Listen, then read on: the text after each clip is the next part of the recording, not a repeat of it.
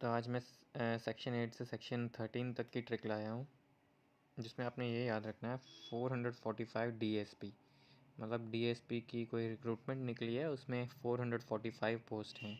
Okay, बस ये याद रखना है। और एक चीज़ याद रखनी है कि D के बाद हमेशा E आता है, तो ये चीज़ याद रखनी है, आपका सेक्शन 13 तक का ट्रिक हो जाएगा। अब इसको याद कैसे करना है वो मैं बताता हूँ आपको।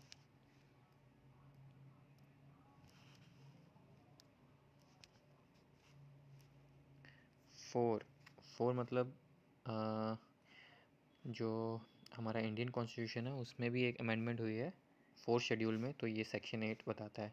सेक्शन 9 बताता है कि 4 मेंबर जो होंगे राज्यसभा से होंगे, राज्यसभा के लिए J&K स्टेट से होंगे। ओके, सेक्शन 10 बताता है लोकसभा के लिए जो मेंबर्स होंगे वो 5 होंगे J&K से, और 1 होगा आपका लद्दाख से।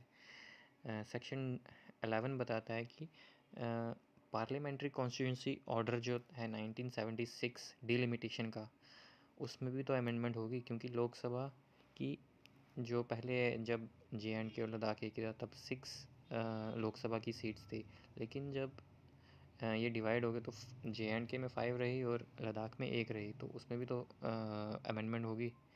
तो ये बताता है।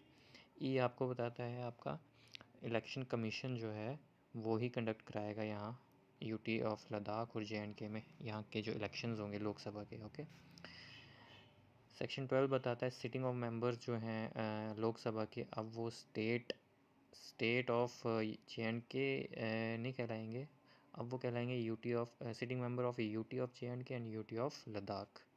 तो ये आ गया एस से। पी आपको याद रखना है पुडुचेरी से। सेक्शन 13 बताता है जो J&K का मॉडल है वो पुडुचेरी के मॉडल से काफ़ी मिलता है। जैसे आर्टिकल 239A के तहत जो पुडुचेरी में चीज़ें हो रही हैं उसी के तहत यहाँ भी आर्टिकल 239A के जो प्रोविजंस है वो यहाँ पे भी लागू होंगे। Thank you.